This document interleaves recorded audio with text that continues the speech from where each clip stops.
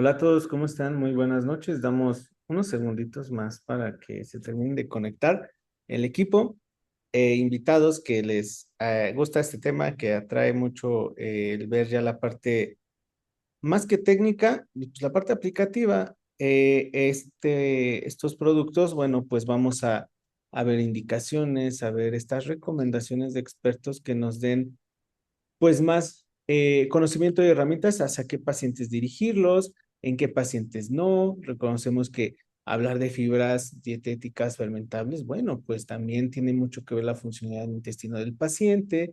Y quién mejor que el maestro Juan Bosco nos hable de estos prebióticos, que es el paso uno para restablecer la eubiosis de la microbiota intestinal y que va muy de la mano con la clase que acabamos de terminar hace unos minutos de la estimulación dietética del GLP-1. A través también de fibras dietéticas se puede hacer. Entonces, bienvenido, maestro. Gracias primero por aceptar Gracias. esta clase, por enseñarnos y pues adelante, en lo que lo podamos apoyar, estamos aquí de staff. Ya puede usted compartir, ya puede usted empezar. Sí, entonces primero voy a presentarme así de manera general. Buenas noches a todos. Soy Juan Bosco Guzmán Pérez. Soy químico farmacobiólogo de profesión, posgrado en bioquímica, biotecnología, microbiología y alimentos funcionales. Vengo a compartir esta parte esencial del manejo, uso y características esenciales de los prebióticos, principalmente lo que corresponde a inulina, eh, fructoligosacáridos, que ambos se conocen como fructanos, beta-glucanos y almidón resistente. Gracias, buenas noches. Voy a compartir, maestro. Adelante, maestro.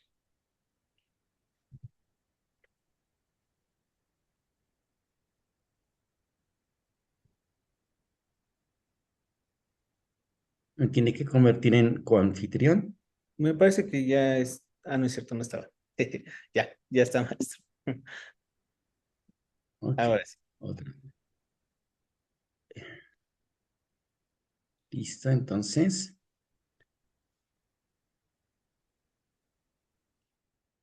aquí está.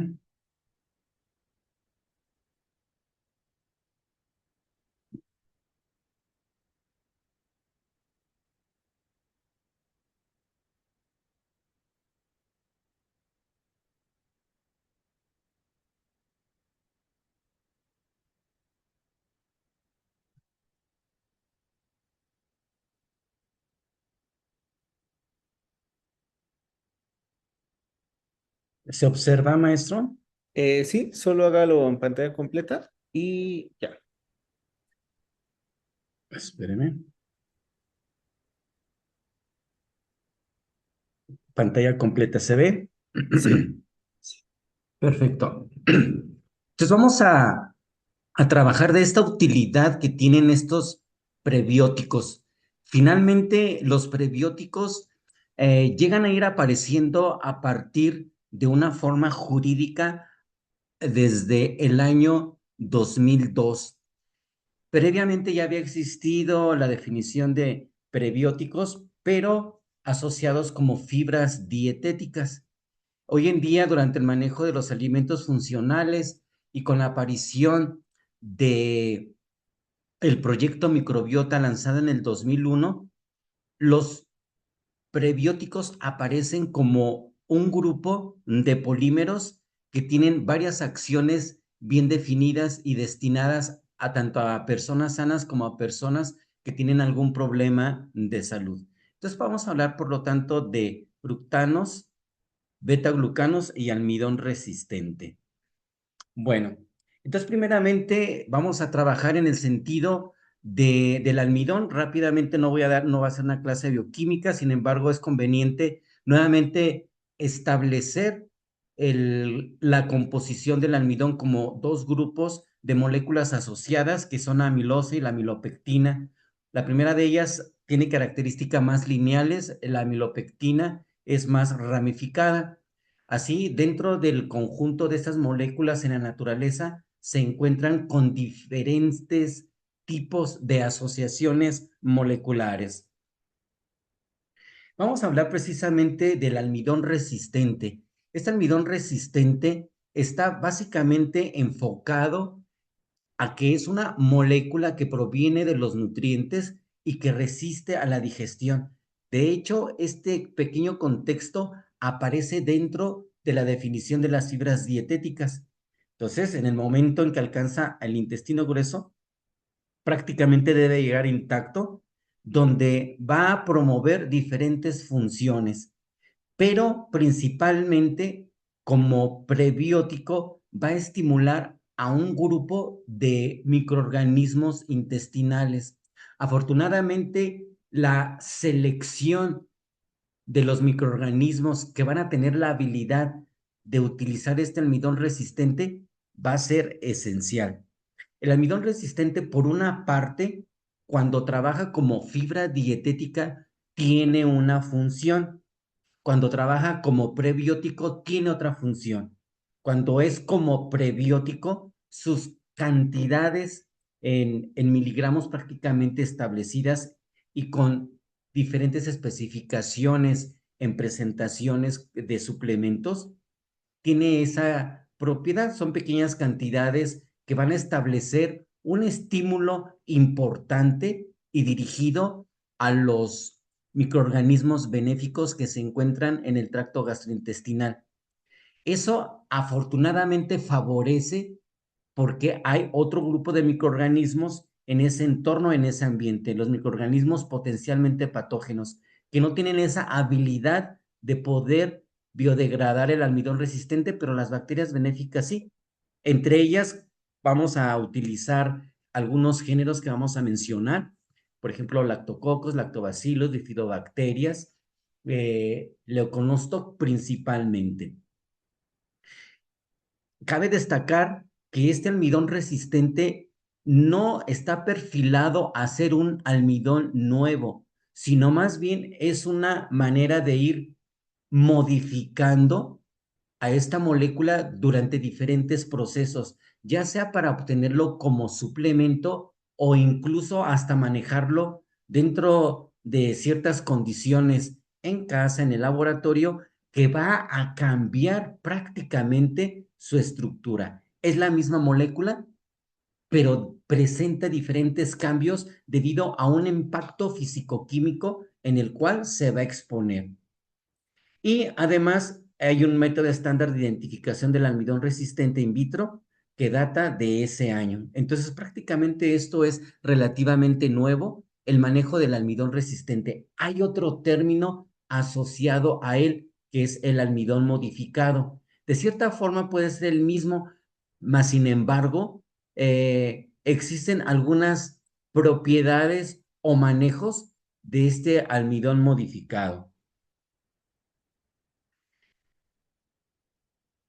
En términos generales, químicamente, el almidón presenta pues esas dos cadenas de las que habíamos hablado, con sus enlaces característicos alfa 1,4 y alfa 1,6, ¿sí? Y además, aquí lo establecemos, existen dos tipos estructurales diferentes. La amilosa, que tiene esta propiedad de unión y que constituye este porcentaje en el almidón. Y en el caso de la amilopectina, sus enlaces también son alfa 1,4, pero además tiene prácticamente ramificaciones que lo hacen ser el principal componente del almidón. Existen diferentes tipos de almidones, entre ellos está el tipo A, que se encuentra prácticamente en cereales, ¿sí? Los del tipo B se encuentran en tubérculos, los del tipo C es mezcla de los anteriores y también se puede manifestar, encontrarse en algunas leguminosas. ¿Cómo se obtiene este almidón resistente para poderlo presentar como un suplemento que puede venir prácticamente en comprimidos o en cápsulas o en polvo, donde prácticamente es utilizado para diferentes funciones específicas? Este manejo del almidón resistente es muy simple, totalmente simple. Yo creo que algún día ustedes prepararon engrudo cuando eran pequeños o chicos, en etapa infantil y que se utilizaba como para pegar el papel de China y hacer las piñatas. Entonces, algo parecido, cuando se trata de preparar este almidón resistente, se puede hacer a partir de la fécula de maíz, lo que conocemos popularmente como la maicena. El contacto de esta maicena en polvo y en agua va a facilitar una mezcla que no tarda mucho en homogenizarse y a esto nosotros le llamamos dispersión. Aquí aparece una paréntesis que dice modificación que ahorita voy a tocar.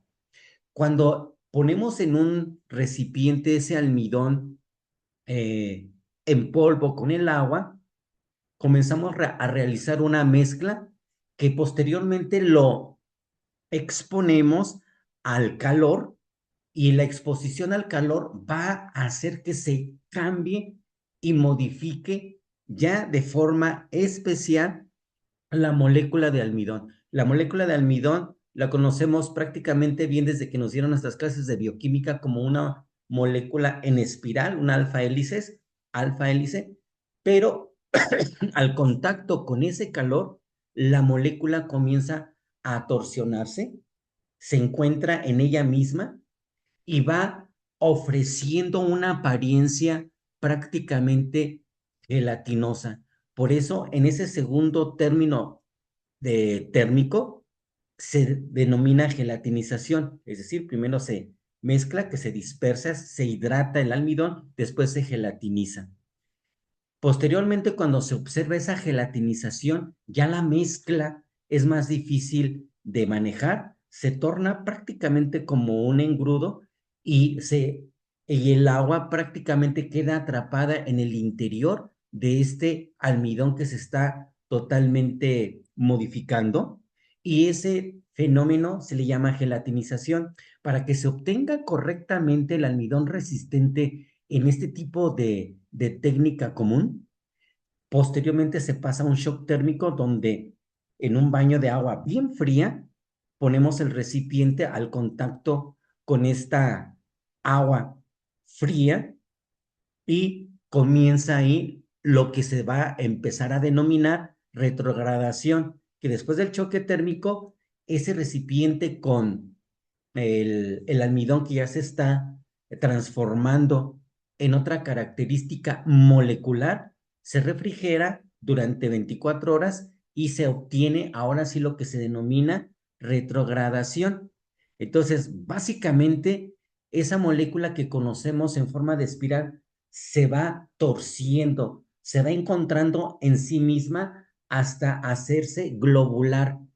Y en ese momento ya ese almidón, desde el punto de vista de consumo, ya no es el mismo, aunque es la misma molécula.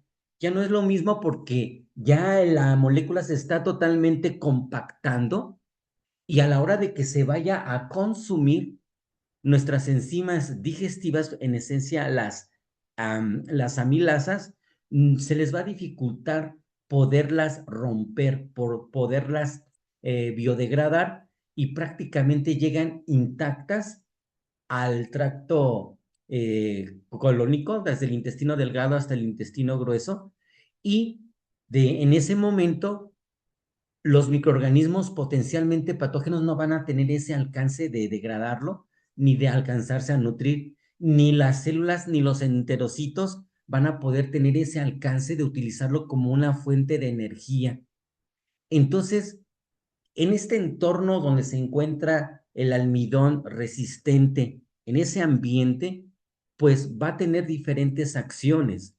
Una de ellas es que al ser resistente a la digestión enzimática, va a quedar solamente la posibilidad de ser biodegradado con enzimas provenientes de microorganismos benéficos, principalmente los que ya había citado anteriormente, encabezando este listado las bifidobacterias y los lactobacilos, aunque haya otros microorganismos con gran habilidad como el Saccharomyces, el Cluiberomyces y también microorganismos como el Leuconostoc y los lactococos. Entonces, por eso aquí comenta el siguiente texto que dice calentamiento abundante en agua, con ese calor excesivo termodinámico. Entonces, el almidón prácticamente se cristaliza, el almidón se gelatiniza y por lo tanto es más digerible cuando se encuentra en solución antes de exponerlo a una dispersión, gelatinización, shock térmico y retrogradación. Entonces, prácticamente cuando se enfría, se adquiere como un almidón totalmente resistente, ¿sí? Y las enzimas amilasas no tienen la mínima oportunidad. De hecho, en nuestra vida cotidiana aparecen la identificación del almidón resistente en diferentes opciones. Y el ejemplo que generalmente llego a manejar es con la papa. Cuando cortamos una papa en rodajas, tiene dos posibilidades o la papa completa. Tienen dos posibilidades, o freírlas o cocerlas. Entonces, si las freímos, ese almidón, la molécula se empieza a relajar, a hacerse más laxa y entonces exhibe toda la molécula a ser cortada por las amilasas y los índices glucémicos comienzan a apoderarse en el organismo. Pero cuando la papa entera la envolvemos en papel aluminio y la calentamos cuando vamos a una fiesta y después la abrimos, está hasta tan caliente que absorbe totalmente calor, es totalmente un alimento endotérmico y cuando lo partimos y tenemos la oportunidad, cuando ya no está tan caliente, se exhiben pequeños cristales. Si algún día han tenido esa oportunidad de observarlo, y ese, perdón, disculpen, es el almidón resistente. Entonces, de una forma cocida o de una forma frita, siendo la misma molécula, ha adaptado diferente conformación que lo hace ser especial. Entonces, existe una clasificación ¿por qué tengo que hablar de esta clasificación? Porque de aquí vamos a saltarnos a la exposición del almidón resistente. La FAO y la OMS comenzaron a definir y a tomar en cuenta el criterio de clasificación de los carbohidratos en cuanto a su grado de polimerización, es decir, los monómeros como los monosacáridos, glucosa, fructosa, galactosa, ¿sí? Tienen esa capacidad de ser individualizados o formar pequeños disacáridos que están constituidos por dos monosacáridos y es un grado de polimerización de 1 a 2. Después aparecen otros carbohidratos con grados de polimerización que va de 3 a 9 unidades de monosacáridos y los que ya conocemos como los que son de 10 o más monosacáridos como el almidón. Los que se denominan no amiláceos, ahí vamos a encontrar a los betaglucanos y a la inulina, también vamos a encontrar algunos mucílagos, entre otros más. Entonces, después empezó a aparecer ya una clasificación de los carbohidratos en función al beneficio que la misma FAO y OMS dictaron en el 2007, la existencia de carbohidratos disponibles, digeribles o glucémicos, ¿sí? Y los carbohidratos no glucémicos. Y en el inciso B es donde aparece el almidón resistente, que a diferencia en el inciso A también está el almidón, pero ese es el almidón glucémico, el que no se expone a procesos térmicos o a un proceso de freírlo. Más adelante vamos a encontrar, aquí está un poco adelantada, que existen diferentes tipos de almidones resistentes, ¿sí? Están los que se denominan RS1, Resistant Search 1, así los vamos a encontrar abreviados, y físicamente inaccesible o indigerible. Y aquí nos está enunciando en dónde los podemos encontrar, principalmente en muchos cereales. Y el almidón RS2, ¿sí? Es prácticamente muy granular y el ejemplo típico es la patata cruda de la que les había yo hablado, harina de banana verde, y sí, y una variedad de maíz rico en amilosa. Ese es el almidón natural. Regreso tantito. El almidón RS3, el almidón resistente, formando cuando los alimentos que contienen almidón son cocinados y enfriados. Ese es cuando nosotros lo preparamos, ¿sí? Y cuando se prepara, y ya posteriormente se deshidrata, se hace en polvo, ya puede entrar en una formulación que facilita poderlo encapsular y de esa forma convertirlo en un suplemento. Luego también se produce a partir del maíz modificado para producir amilosa, especialmente llamado novelose. El almidón resistente RC4, almidones resistentes modificados químicamente. Cuando los almidones resistentes se modifican por la adición de un mineral como magnesio, cuando se agregan fosfatos o cuando se agrega acetato, como por ejemplo vinagre, ya estamos nosotros modificando el almidón. Por eso todos los almidones que se puedan modificar en un ambiente industrial o de laboratorio se van a conocer como almidones RS4 o almidones modificados que siguen siendo resistentes. Aquí están unos ejemplos de los gránulos en alimentos totalmente crudos, como puede ser el maíz. Los gránulos son pues, prácticamente amorfos. En otros, por ejemplo, el de la cebada, ¿sí? Ligeramente ovoides. El del mango, ¿sí? Varía.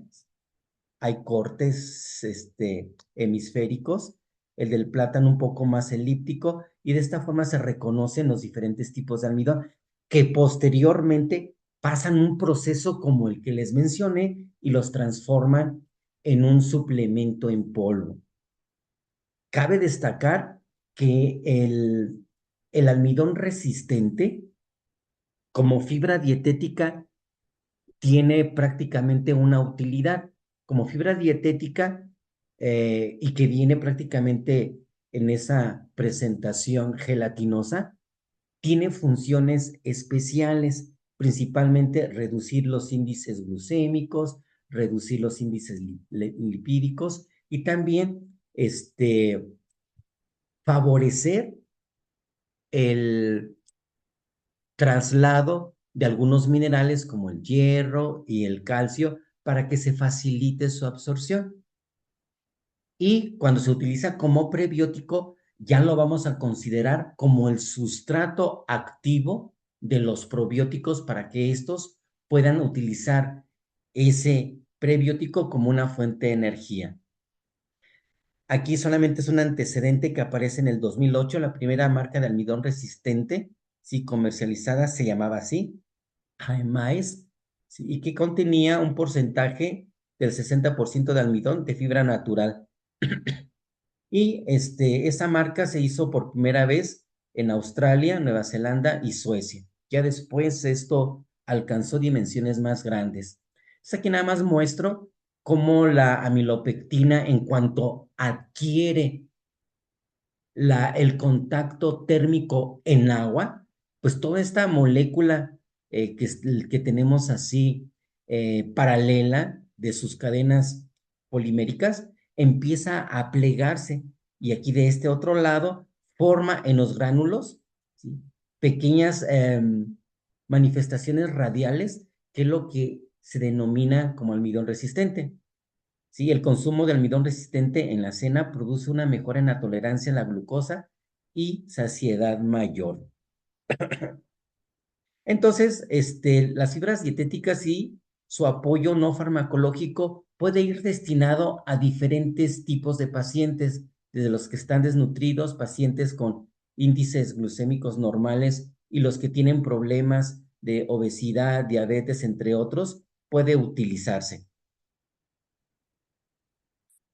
En el caso de las enfermedades crónico-degenerativas en nuestro país, este almidón resistente tiene ese manejo.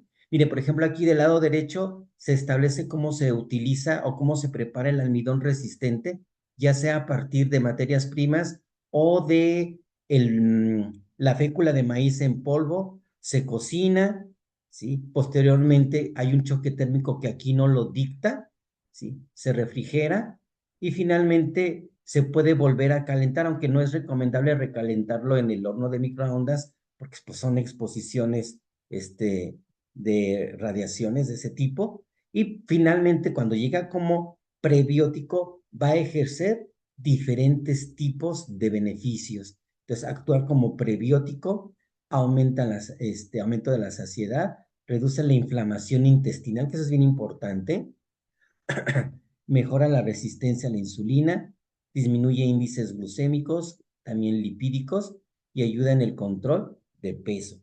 Pero hay unas características especiales que quiero yo comentarles.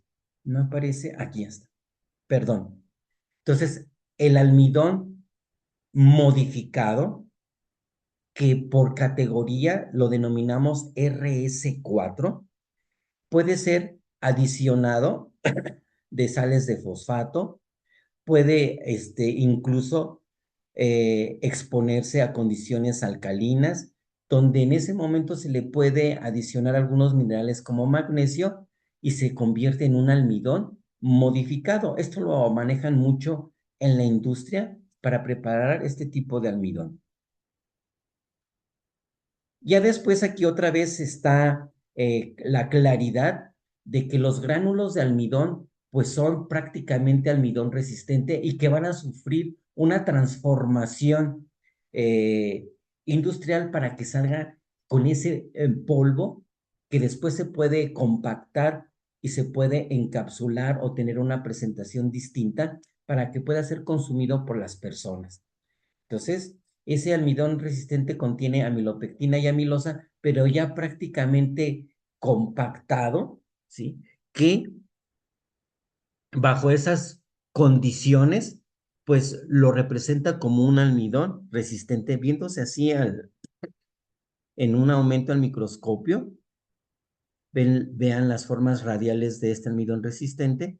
Y del lado derecho, que se movió, del lado derecho está la prueba típica del del lugol, del yodo, que torna de color azul al almidón. Y cuando es un almidón resistente, el yodo, la solución de yodo, al contacto con el almidón resistente, se pone demasiado oscuro, tan oscuro que tiende a ser como si fuera negruzco. Pero cuando es un almidón glucémico más relajado molecularmente, es más claro. Entonces es una apreciación solamente cualitativa. Eh, Aquí se manifiesta la estructura interna del gránulo de almidón.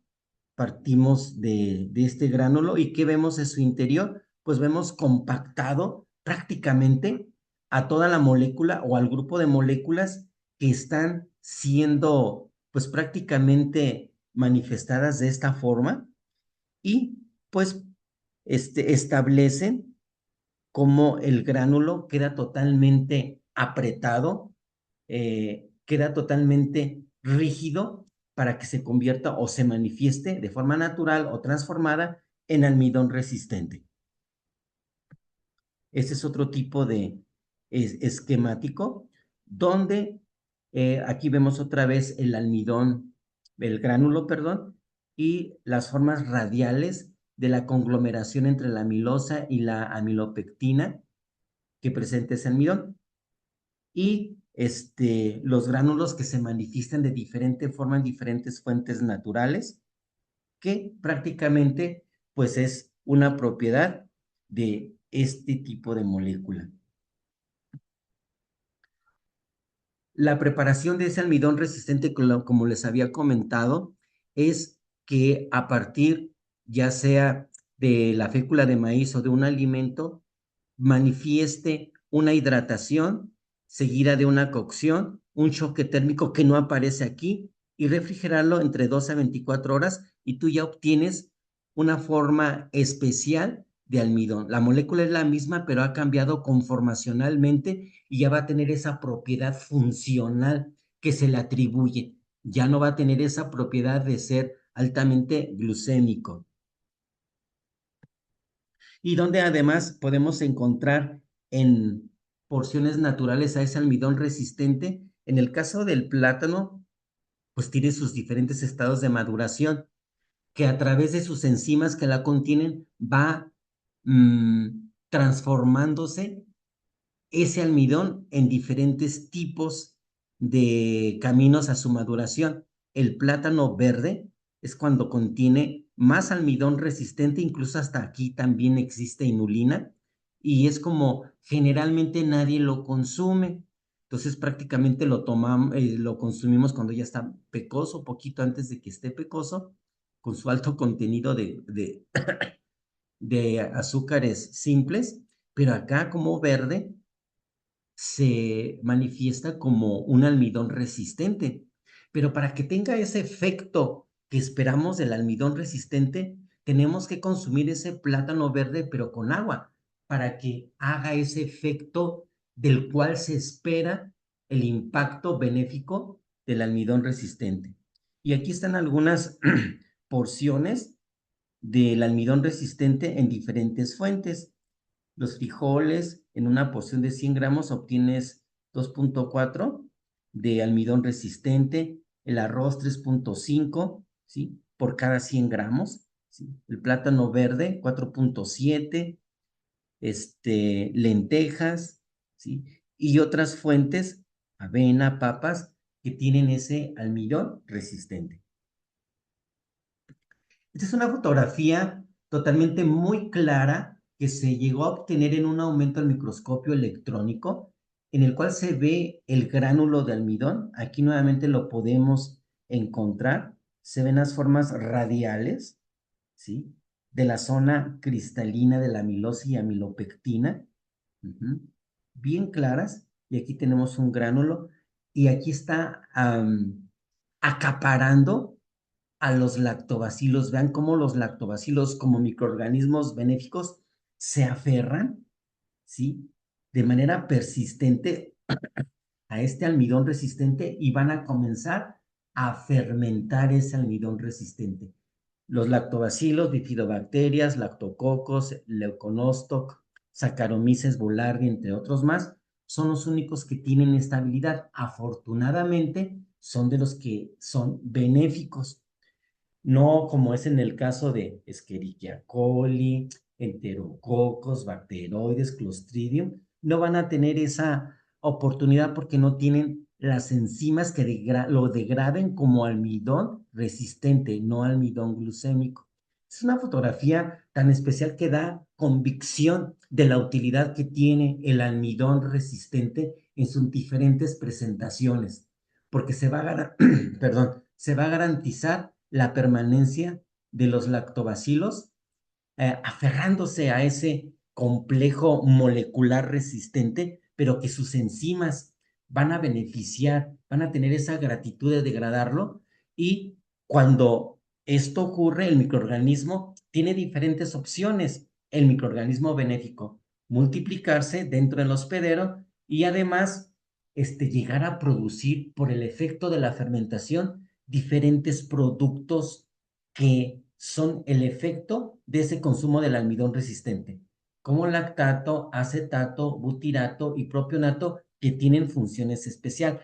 El detalle, el detalle es que necesitamos saber si ese individuo tiene en realidad un alto contenido de microorganismos benéficos que faciliten la posibilidad de su crecimiento y que estos microorganismos puedan utilizar este sustrato. Y también aquí hay otras especificaciones que voy a ir mencionando más adelantito. Entonces aquí la bioquímica del almidón resistente es ser degradado por la microbiota benéfica, ¿sí?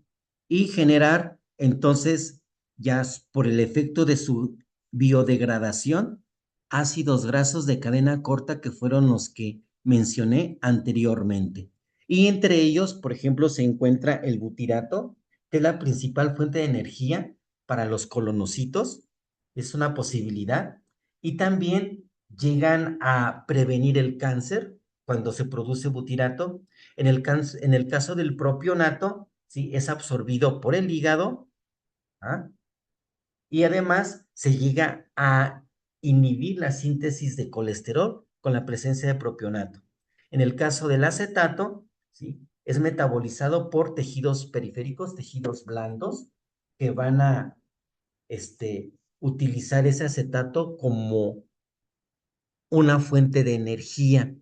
El detalle aquí está también que mencionar, cuando se consume ese almidón resistente y es fermentado por los microorganismos benéficos y se producen estos ácidos grasos de cadena corta, el consumo con agua debe de ser esencial, porque no van a aparecer como ácido butírico o ácido propiónico o ácido láctico, porque estos, al tener contacto con el agua, en vez de ser ácido láctico, va a ser lactato.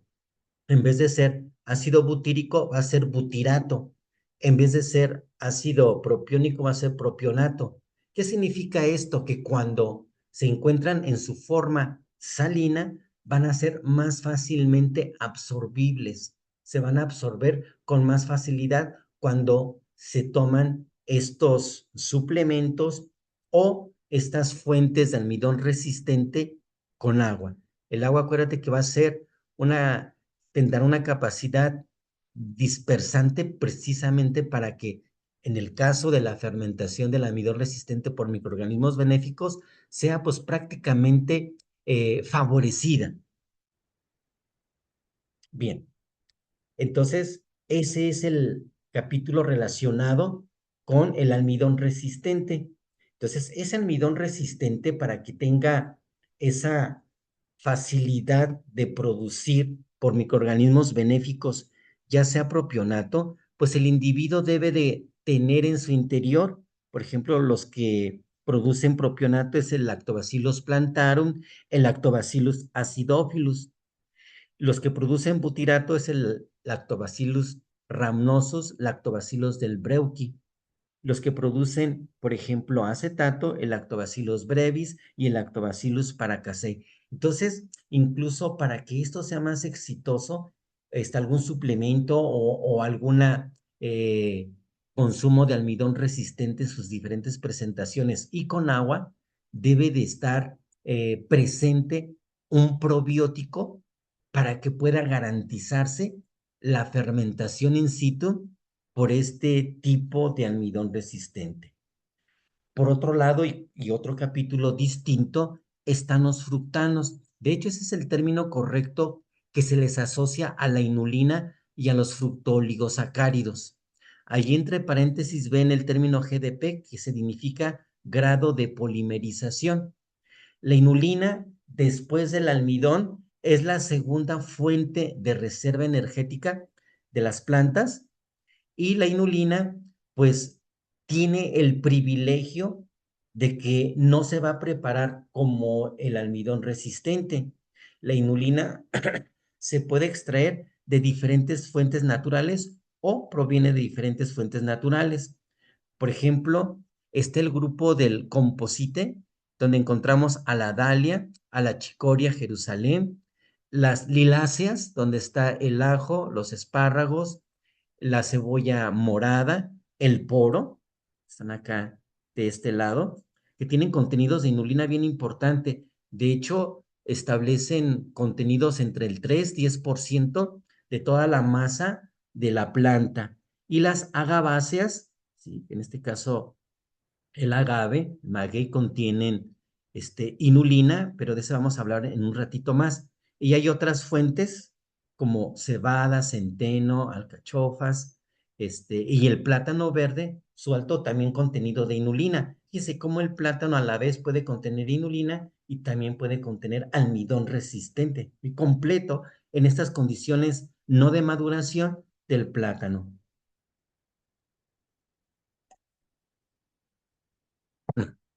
Seguimos. Esa es la fórmula de la inulina, es una molécula totalmente lineal, no es como el almidón resistente o el almidón en sí como una molécula elíptica, perdón, una molécula alfa hélice que después se compacta por tratamientos térmicos. La inulina no, la inulina es lineal, contiene prácticamente cerca de 59 unidades de fructosa, aquí presentes, y de un extremo contiene glucosa, una sola molécula de glucosa y 59 moléculas de fructosa. Su capacidad de unión es por enlaces beta 2,1, que a diferencia del almidón son enlaces alfa 1,4 y alfa 1,6. Y esta inulina es su representación molecular que puede tener algunas variantes y lo va a hacer muy especial. Dice, coexisten dos tipos de inulina. Aquí hay algo esencial al hablar de la inulina. Vimos algunas fuentes. Si uno de los suplementos contiene inulina, es bien interesante que nos pueda indicar allí el que diseñó estos productos, si proviene de inulina, de agave o proviene de otra fuente. Afortunadamente, fíjense cómo es la razón en el mundo. Tenemos nosotros a una planta como el agave que se da pues en nuestro país y que en porcentajes del contenido de inulina supera a las de las otras fuentes que acabo de mencionar. Llega a tener un 30% de inulina y sus procedimientos de extracción se hacen en condiciones alcalinas, se corta el corazón, se retira el aguamiel y toda la corteza interna, que es lo blanco, es la inulina y ya posteriormente a través de paneles solares se extrae el polvo. Pero cuando proviene del agave, tiene dos características especiales, ¿sí? Unas que derivan molecularmente de la 1-questosa. La 1-questosa, que es la que tengo aquí y señalando, es la que es lineal. Y prácticamente las fuentes como la cebada, el centeno, el plátano, la chicoria Jerusalén, entre otros, la molécula de la inulina es lineal. Y en el caso del agave, no es lineal, es ramificada, como esta que estoy marcando en este instante. Y se les denomina como las que derivan o provienen de la neoquestosa, así se llaman. Entonces, una deriva de la 1-questosa, que son las otras fuentes que acabamos de citar, y de la neoquestosa, que es de la inulina. Hay algunos productos que incluso lo dicen así. Dice, este producto que contiene inulina derivada de la neoquestosa, y tú ya sabes que va a provenir del agave. Eso es muy importante. Y luego existen diferentes clases de inulina de agave que no tienen las otras fuentes. ¿Sí? Hay dos familias, una que se llaman graminas y la otra neofructanos.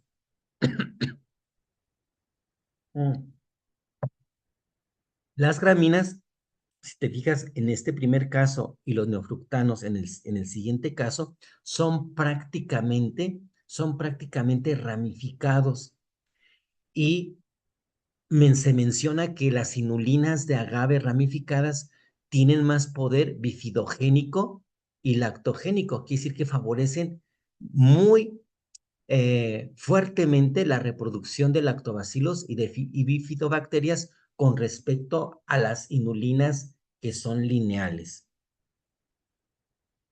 Y aquí pues alguna de las funciones de los fructanos, inulina y fructoligosacáridos.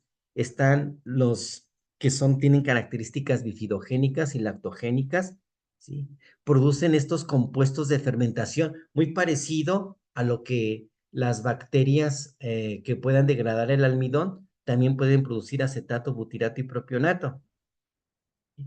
Previenen la constipación, favorece también la absorción de minerales.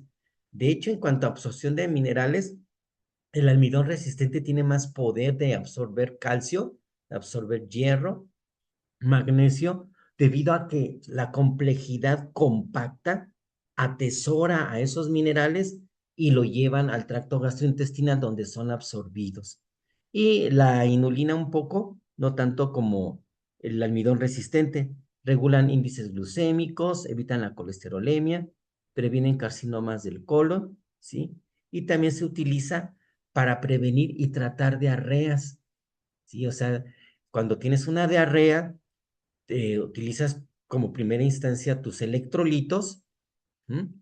Esos electrolitos, si es una diarrea que no tiene alguna sintomatología de fiebre, puedes tratártela de esta forma, o sea, eh, tomar tus electrolitos, consumir o preparar de manera empírica una manzana cocida que contiene pectina, y la pectina se transforma de propectina a pectina y capta las toxinas que te produjeron la diarrea. Y en el caso de la inulina, pues te va a quitar la inflamación y y va a facilitar que retornes a tu estado normal, ya sin la diarrea persistente. Y aquí tenemos una consideración microbiana de el ejemplo de la utilización que tiene esta.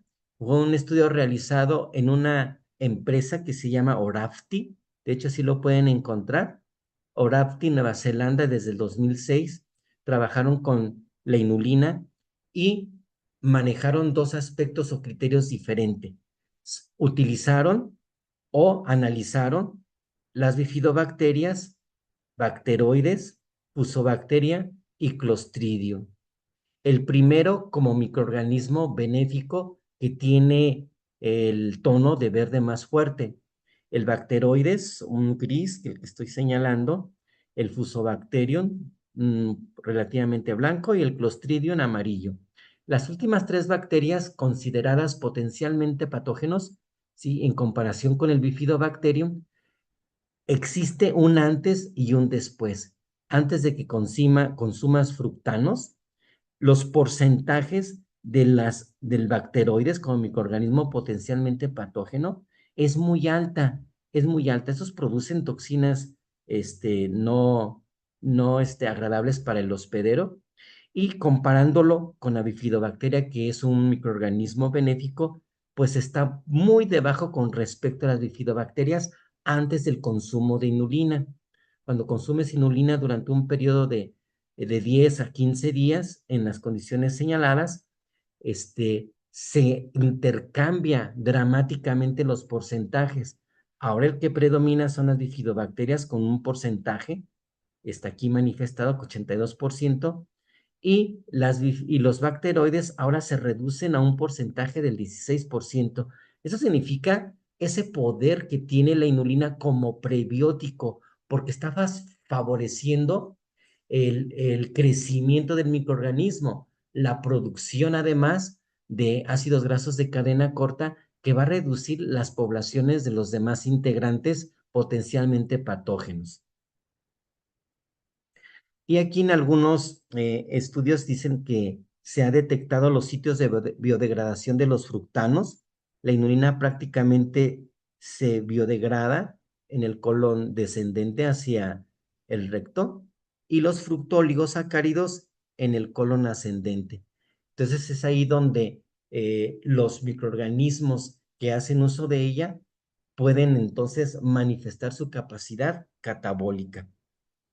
Y aquí también ya más definido, los fructanos tienen diferentes grados de polimerización. Entonces, por ejemplo, cuando es cercano a 60, estamos hablando de la inulina propiamente dicha.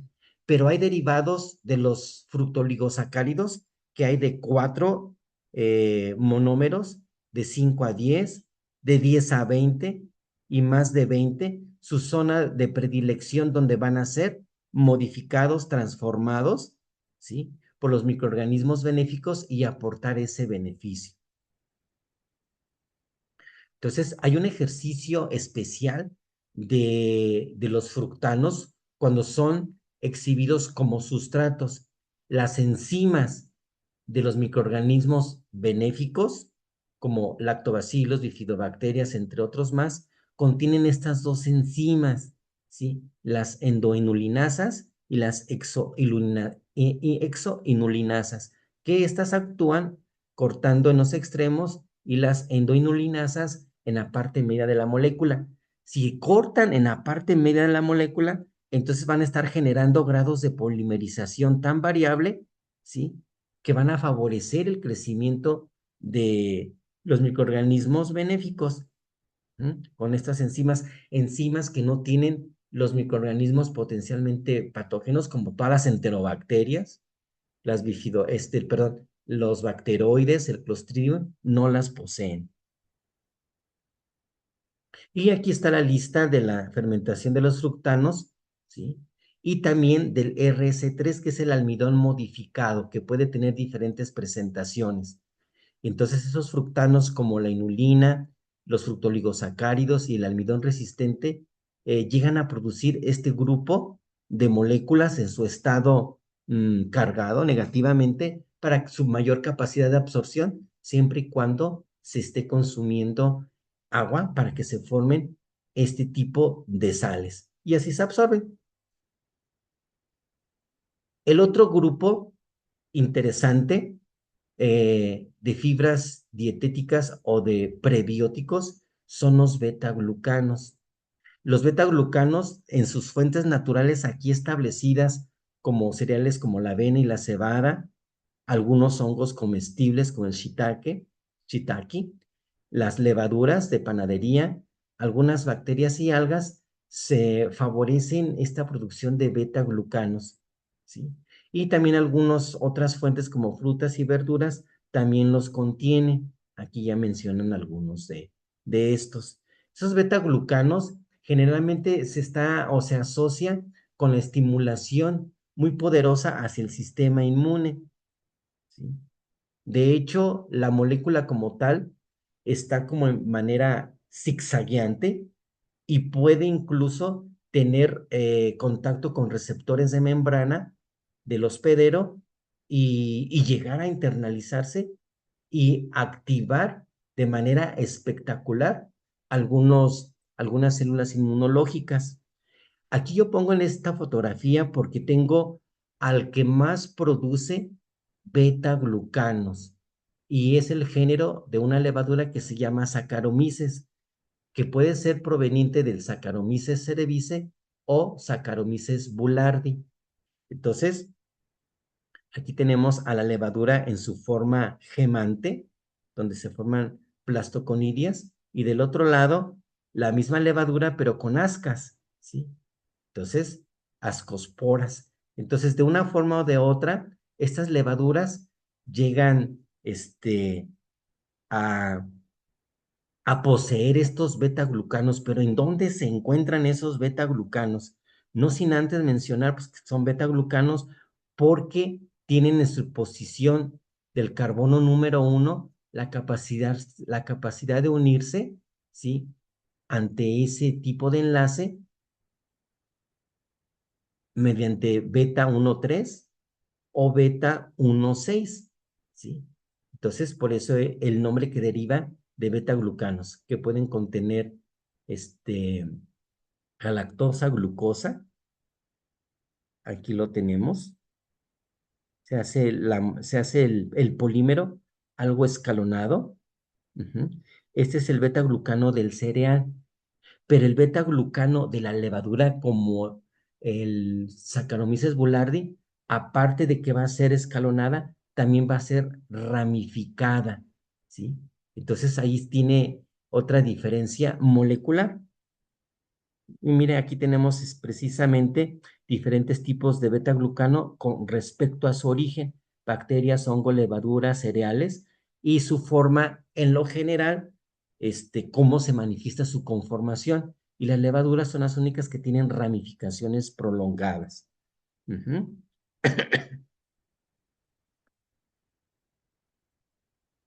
Sí, aquí tenemos estos beta-glucanos, cómo se encuentran en el interior, perdón, cómo se encuentran en la membrana celular de la levadura, ¿sí? Se extrae, hay procedimientos y tratamientos, se les extrae sus lípidos, proteínas y moléculas conjugantes para que esté en su mejor exhibición molecular, pues el beta-glucano para que ejerza todo su poder, este, hacia estimular el sistema inmune. En esta fotografía tenemos aquí a la levadura, ¿sí? Se hace aquí un acercamiento, más bien un aumento de su membrana celular y de su pared celular, donde los beta-glucanos se encuentran como beta-glucanos 1,3 y 1,6, ¿sí? Donde existe un procedimiento de extracción, es decir, separar la pared celular de la membrana celular. Pero aquí hay una sorpresa interesante. Para que esos beta-glucanos establezcan una eh, aptitud de estimular ese sistema inmune, tienen que ir acompañados de una proteína, en este caso es la quitina. Ya la quitina se encuentra entre la membrana celular y la pared. Entonces, algunos de los procedimientos es traerla pegada y asociada a los beta-glucanos para que este, este compuesto conjugado, es decir, el beta-glucano y la quitina, puedan ser perfectos estimulantes antigénicos para promover la respuesta al sistema inmune. Este es algo muy parecido, es otro esquema totalmente didáctico donde se muestra la pared celular, donde están los beta-glucanos, beta 1,6 y beta 1,3, y por aquí debe de estar la quitina, que aquí está. Se extrae y se separa de la membrana celular y es como se obtienen los beta-glucanos. Ellos tienen la propiedad de reconocer algunos receptores y dar una señalización interna para que se ejecute de manera adecuada la estimulación principalmente de linfocitos TH2 para facilitar la proliferación de células que puedan controlar incluso algunos tumores y pues tanto las células o los linfocitos NK y los linfocitos T citotóxicos son beneficiados al hospedero por la presencia de estos beta-glucanos. De esta forma, en general, estos polímeros, estos prebióticos, como prebióticos se dan en cantidades muy pequeñas para que el probiótico pueda hacer uso de este sustrato y proliferar y crecer y generar las sustancias bioquímicas que le favorezcan. Como fibra dietética son otras consideraciones técnicas y además otro tipo de consumo. También hay algunas fibras dietéticas como la misma inulina que se puede utilizar como ingrediente de algunos alimentos para darle espesor, cuerpo, estabilidad a algunos productos, por ejemplo, mermeladas, eh, mayonesas, etcétera. Incluso se utilizan con mucha frecuencia en la industria paletera de los helados para que tarde, no se derrita tan rápido estos productos. Bien, eso es lo que nos habla en forma general esta importancia de los beta-glucanos, los fructanos y el almidón resistente para beneficiar a pacientes con enfermedades crónico-degenerativas, con enfermedades no transmisibles, como moléculas prebióticas o sino también como fibras dietéticas. Maestro, terminamos esta parte. Muy bien. Si hay algún comentario, con todo gusto. Perfecto, vamos a abrir el chat. Denme un segundo.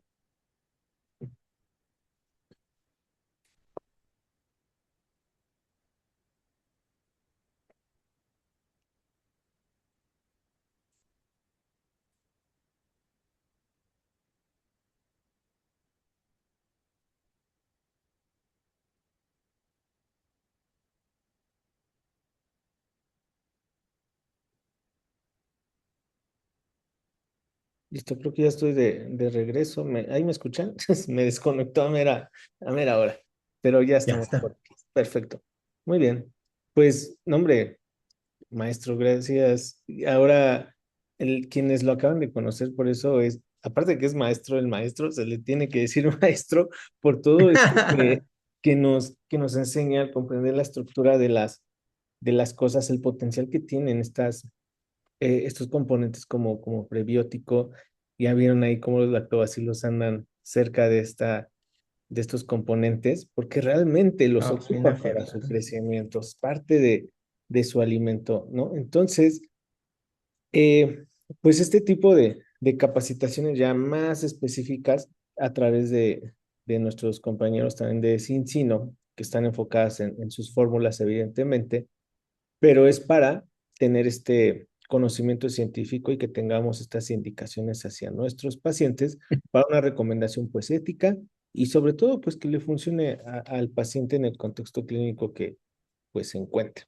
Así es que ya está en el chat abierto por si tienen alguna pregunta para el maestro.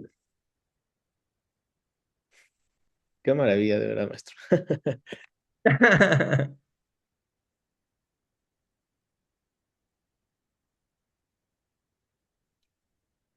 Ok, nos pregunta Cristina Alejandra sobre marcas de suplementos que nos acaba de compartir.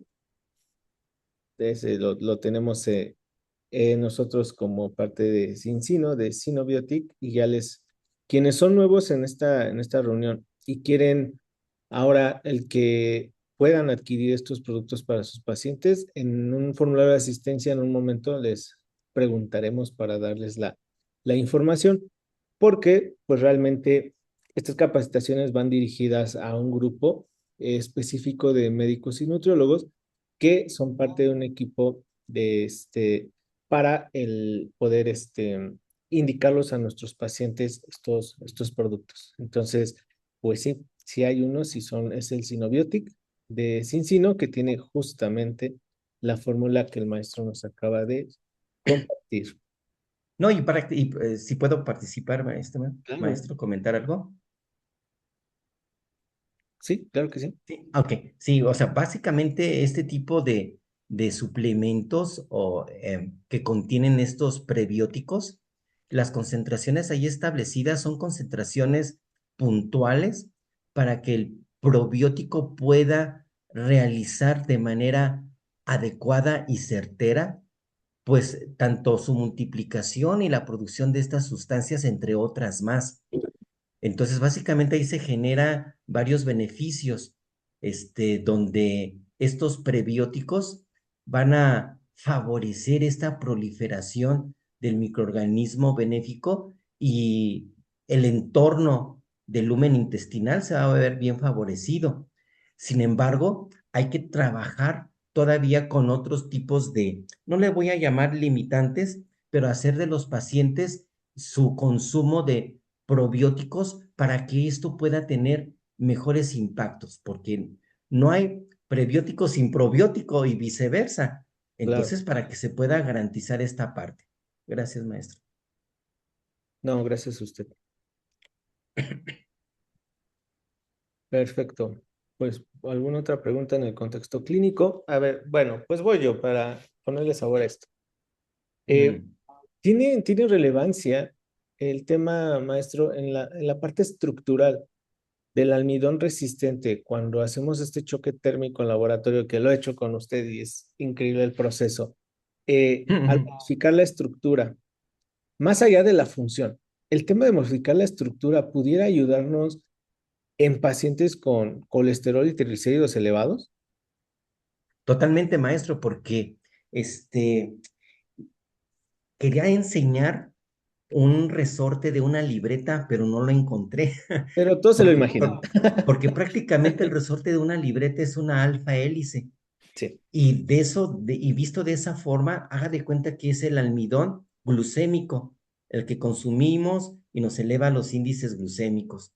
Pero cuando lo empezamos a exponer a condiciones térmicas, se conglomera, se tuerce la molécula, se hace prácticamente globular o hasta más compacta, que cuando llegan moléculas de glucosa o moléculas de ácidos grasos saturados, quedan totalmente atrapados, maestro.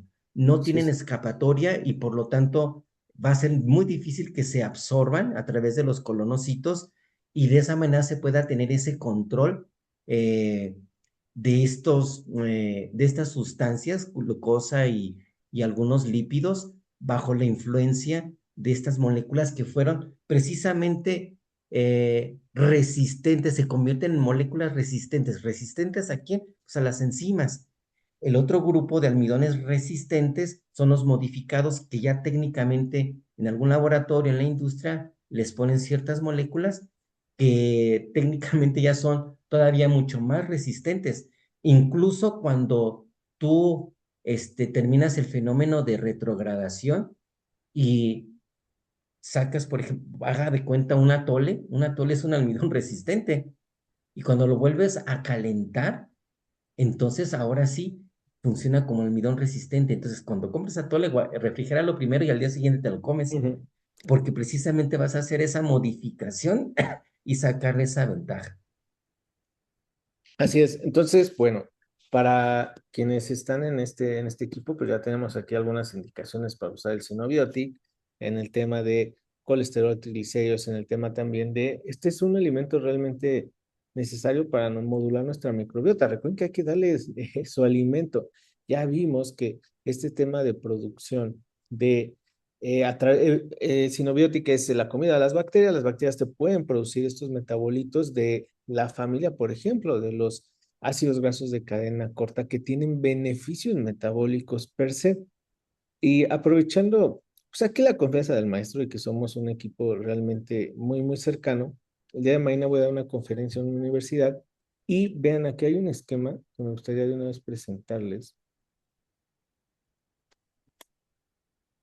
justo donde habla aquí de los metabolitos bacterianos.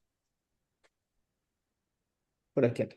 Ok, entonces teniendo en cuenta que si le damos la correcta alimentación a nuestras bacterias y que sean bacterias evidentemente saludables, estos probióticos que ya tenemos en nuestro intestino, bueno, van a producir esta gama, este abanico de ácidos grasos de cadena corta, como lo son el butirato, el propionato, el acetato, ¿no? O sea, se necesita el sustrato, el sinobiótico, para que produzcan estas bacterias ácidos grasos de cadena corta que son realmente marcadores metabólicos y mejoran parámetros metabólicos. Ejemplo, vean, el tema del GLP-1, bien interesante. A través de los ácidos grasos de cadena corta se va a expresar el GLP-1 que tiene beneficios metabólicos en el tema de azúcar, en el tema de control de peso, ¿no? Esta estimulación interna de la molécula del GLP-1.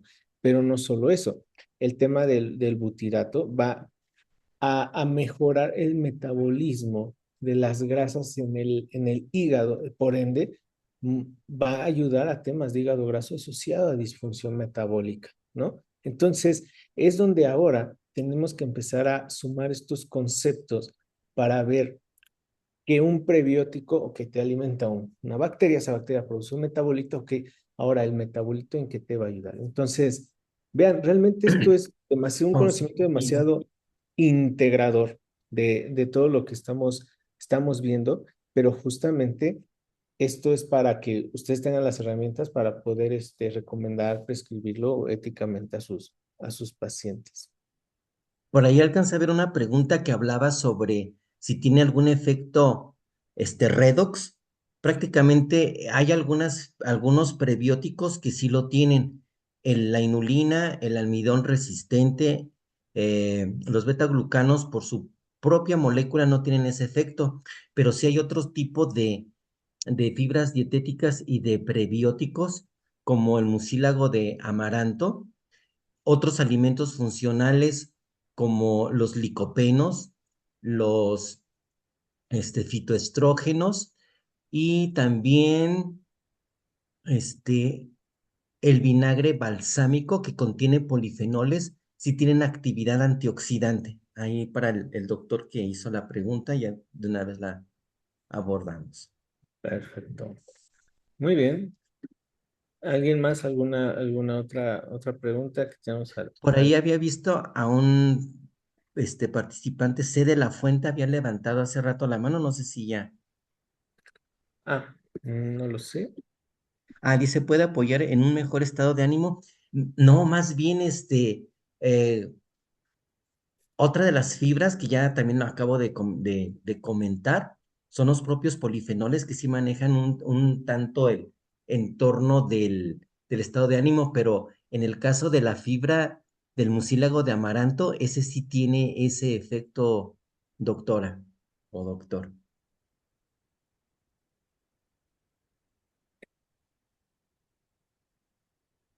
Perfecto. Bueno, pues gracias, maestro. Gracias por esta gran sesión. Seguramente serán muchas más. Y le Con todo agradecemos gusto. el gran apoyo que nos da en la parte técnica científica de estos productos, que realmente pues usted ha trabajado con estos productos y los sigue trabajando. Muchísimas gracias a los asistentes por este espacio, su tiempo valioso y por la invitación del maestro Uriel, que lo hacemos con todo gusto en ese trabajo de equipo y de unidad. Sigo a sus órdenes para cualquier comentario. Muchas, muchas gracias, maestro. Bueno, pues para nuestros asistentes, déjenme enseñarles bueno, les platico, para quienes no conocen este rollo de Cincina, bueno, es una empresa europea la cual tiene suplementos demasiado avanzados y con una formulación única, como el tema del Symbiotic, es decir, todo lo que acaban de ver lo trae una sola fórmula de ellos, ¿no? Y que no solo tienen ese producto, Ujú. también tienen el tema de los omegas, el tema de un multivitamínico que incluye polifenoles y que es para el sistema inmunológico, y pues vienen más, ¿no? Las pruebas para el balance de los omegas y realmente estas capacitaciones son para nuestro grupo que ya se encuentra en la prescripción de estos productos, en el cual también hay un modelo de negocio atractivo para todos ustedes. Entonces, quienes digan, es que yo quiero unirme a ustedes, en el enlace de asistencia vendrá la pregunta, pues si conocen de qué estamos hablando y si no, pues les compartiremos la información para que estemos todos en el mismo canal y vayamos trabajando juntos, ¿ok? Este es el enlace de asistencia que ahorita van a responder en el chat y pues básicamente sus datos de contacto generales y se les pregunta si ya son parte del Team Cincinnati Scientific, ¿no? Quienes ya pagaron su paquete, quienes ya están empezando, bueno, pues ya saben que ellos pues sí, ya son parte de. Si no están dentro, seleccionen no y viene la parte, ¿quieres formar parte del equipo? En tener estas capacitaciones y el que también te ofrezcamos la manera de que los obtengas y que además de que los prescribas generes pues una ganancia de esa cada prescripción de estos productos, a diferencia pues de otros laboratorios que pues no dan comisión, ¿no? Entonces aquí es la parte académica, la parte terapéutica a sus pacientes, pero también viene en el combo la parte económica que puede retribuirle a todos ustedes en su gasto diario. Así es que para ello están estas capacitaciones, tendremos una a la semana. Ya estamos coordinando la de la siguiente semana que sean el tema de los omegas, de estos balances que hay que tener en los aceites de omega y bla, bla, bla. Y pues los estaremos invitando. No sé si quieran agregar algo más, no sé, sí, por ahí algo que quieran agregar. Si yo quiero agregar rápidamente algo, en el producto de Cincino maneja en una sola cápsula, usted me saca del error, doctor, contiene el beta-glucano, contiene el almidón resistente, inulina y fructoligosacáridos. Así es, Sí, sí, ¿verdad? es un Sí, o polvo, sea, tiene todo, así es. sí, entonces, si llegara a surgir alguna pregunta, que existiera alguna interferencia entre ambos, no lo hay. Cada quien va a actuar de manera independiente dentro del proceso del consumo. Entonces ahí pues, prácticamente se cuidó esa parte donde cada quien hará su labor como prebiótico que le corresponda. Sí, porque Así algunas es. fórmulas sí hay problemas, pero en este no. Perfecto. Déjenme también proyectarles la ficha Ahí técnica. levantó otra vez de la fuente. No, le aplaudió. Ah, Espérame ah, muchas tantito. gracias. Mm, El aplauso. aquí está. Denme un segundo, voy a proyectarles la ficha técnica.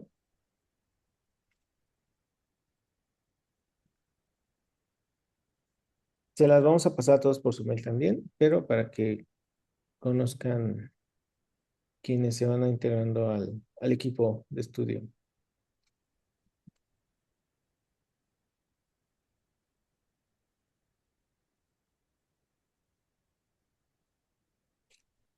Ok, ya lo tengo acá.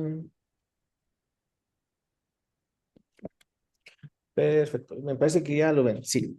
Listo. Bueno, este es el producto, el Synoviotic. Sí, sí se ve. Es la mezcla de estas fibras dietéticas. Entonces, como pueden ver, ya trae, déjenme ver, aquí está, vean, en cada Ahí bolsa, está. que tiene dos cucharadas, 12 gramos, contiene ya el almidón resistente, los beta-glucanos de avena, inulina y los FOS, los fructooligosacáridos, ¿no? Entonces, realmente ya en la misma formulación contienen todo esto que nos habló el maestro y hacen sinergia, o sea, están todos juntos. Eso es lo importante, ya no van a comprar cuatro o cinco prebióticos, ¿no? Eso ya está en la misma formulación. Eso es lo valioso de esta formulación, como la tienen. Evidentemente patentada, por eso es única. Es una patente europea que ya anda por ahí como en 100 países.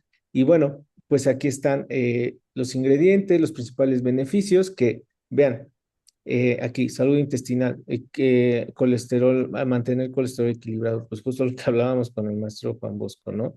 El tema del microbioma equilibrado, pues sí, realmente le estás dando esa fibra prebiótica que es el alimento de tus bacterias saludables, pues evidentemente sí funciona para ello, ¿no? Viene aquí ya el tema de sus ingredientes, el tema de salud Lo intestinal. del agua, el consumo con agua. Así Ujú. es. Entonces, realmente aquí ya está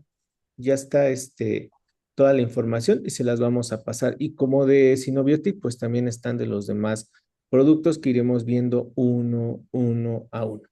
Un servidor está trabajando en la revisión sistemática de la información que existe hasta la actualidad sobre el uso de betaglucanos ya para enfermedades como tal.